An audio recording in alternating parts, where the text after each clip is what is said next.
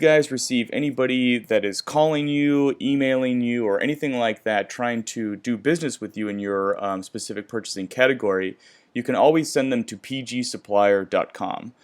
This is where current suppliers go to log in and manage payments and accounting and everything like that. And it's also where prospective suppliers will go on their own, or if you send them there, in order to actually submit a request online. So you'll see here there's actually some information on the site, so if anybody's looking for prospective suppliers or just wanting to submit a request, you can see they can click here or a number of other places. There's some further guidelines, and you'll see once we click this link to access the prospective supplier registration site, the submitter is actually brought into the site that SponsorWise hosts for Procter & Gamble, which is what you're seeing right here. So right here, any new supplier or returning supplier could come in here, and again, these are just folks looking to do business with Procter & Gamble. These are not approved suppliers. They can come in here, they can read some specific guidelines, and then right here they can actually choose a specific submission type. So you'll see there's a couple of different categories. Procter & Gamble uses the site for sponsorships, media opportunities, and most importantly, supplier registration. So here you can see a list of all the different spend pool categories and specific spend pools all down the line, and there's little descriptions for each one.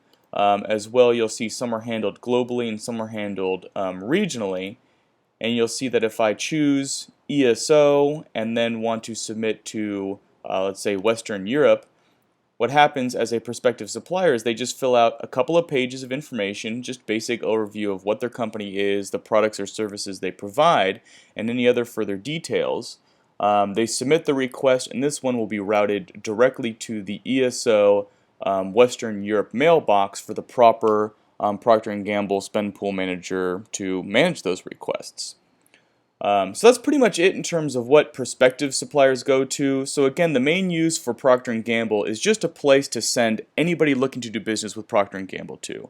So anybody that wants to reach out and solicit products or services that they think Procter & Gamble would love, you can always send them to the site where they can submit a request, and you can rest assured that it's going to get to the right place, and then allow you to manage all these proposals online.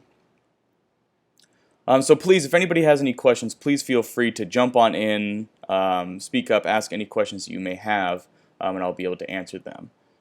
So this is the submitter side of the system. If there's no questions on that, I can show you what the back end of the site looks like. Well, so after this call, Tracy will collect all those who need access to the actual site, and I'll send out an email to everybody who needs it. That will give you a link as to where to log in, as well just a few other pieces of information, including your username and password, and just a few other details, as well my contact information. So you of course can feel free to call or email me or Tracy anytime with any questions you might have. Right now I'm logged in as the mailbox owner for a few different mailbox here. You'll see in Central and Eastern Europe, Middle East, and Africa. A handful of different logistics spend pools, so air freight, bulk transportation, etc. So if a prospective supplier went into the site and they chose logistics, they chose air freight, and Europe and Middle East and Africa, when they submit it, the proposal will go right to this mailbox, and this person will be able to log in and manage those requests. So I'm just going to click on one of these mailboxes, and again, just a mailbox is where all the proposals are routed, so that you can sort them online and can get to the right person and be handled by the right processes. So what you're seeing here is basically the mailbox, a lot like your own email account in Outlook or whatever you might use. You'll see a list of all the proposals that have been submitted, so these are coming from any prospective supplier looking to do business with Procter & Gamble for truckload transportation carriers in Central and Eastern Europe. And you'll see actually that a lot of these have, or in fact all of them have, a D and a U.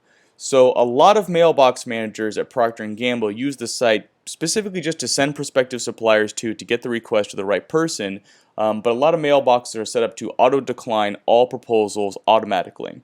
What that means is if a prospective supplier, let's say the one submitting this Eurogate Eastern European Specialist proposal, when they submit the request with all their information, this mailbox is set up to decline it automatically. what happens is it will sit there for, I believe, 10 or 14 days or whatever this mailbox wants, and then a decline email is sent to the supplier, which simply says, thank you for reaching out and your interest in doing business with Procter & Gamble. Right now we have no need for your services or products, but we will keep your information on file if the need arises in the future. So it's basically just a nice way to send everybody to one site, allow them to submit their information, and then have a decline sent back to them automatically in 14 days, which basically means that you don't really have to do much in the system, just send them to the place and the system will take care of it for you. And Tracy and I are more than happy to set that up for you if that's what you want, and we'll include that in the email that goes off after this call. Just for your information, you can let us know if you'd like to automatically decline all proposals that come in. So again, this is what the mailbox looks like, and this person has set it up to decline all proposals automatically, so there's not too much need for them to log in, unless of course in the future they are looking for a new provider of another service or product or whatever. They can come into the site and browse proposals or run searches to look for any opportunities that might be out there. Although of course I'm sure you have other channels of looking for other suppliers to fill any gaps that you might have. So again, these are the proposals that you see, and you can easily click on them to view the details, and I'll do that in just a second. You'll see when it was received, and these of course have all been declined, so you'll see when they actually were declined. So let us click on one of these proposals and take a look. Proposal, so if it was under consideration it wouldn't be declined, and you can easily review all the details for this proposal and take appropriate actions. So right here, this proposal is not declined, and you can see that you can approve it or decline it. Very simply put, what you might want to do if your proposals are not being automatically declined is you can log in once a week or once a month, and you can view the details of the proposal, see if you like it or not, and then choose to reach out to them if you like them. You'll see their contact information here, so you can call them or send them an email. And if you choose to decline it, you can see you can come in here and you can click a couple of different options. So this one, add to decline queue, it'll just wait a few days before a decline email is sent off. Otherwise, you can just click on this decline immediately button. And what happens is the system will just bring up your default email so that you can quickly review it if you want. This is the one that I mentioned just a second ago. You can edit it if you need to. Otherwise, you can simply click on send down here, and the proposal will then be declined. This email will be sent to the submitter, so they'll be notified, and then you can move on and look at the next proposal in your list. So that's what a decline looks like. Approvals you can pretty much take outside the system. If you choose to approve a supplier, you I'm sure have your own methods for setting them up as a new supplier and working with them. So that's pretty much taking this outside of this system and moving them to your next system that you have. So you can forward proposals if you want. These are just a few other actions within the system. And I'm just going to give everybody a day-to-day overview today, as well provide my contact information in the email afterwards, so that if there are any questions at all, again, you can feel free to reach out with me and I will help you answer those questions. So a couple other tools, you can forward proposals, and this is just a way if you want to send it to maybe somebody that you work with to have them check out the proposals. You can just type in their email address, any comments, and they'll be able to review the proposal and all the details you see here. Some other actions, you can print it or add to the storage or trash. You can also add any notes that you want. But again, most people use the site, again, just as a way to get all the proposals to the right place, and then most often decline them automatically or manually once a week or so.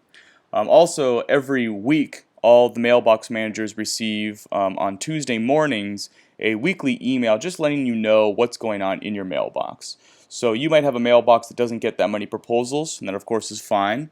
Every Tuesday morning you'll get an email that will tell you that you have 0 new unread proposals, or it might tell you that you have 10 new unread proposals, which means that you might want to log in, quickly review those proposals, decline them, take action, so that all your submitters can actually get responses.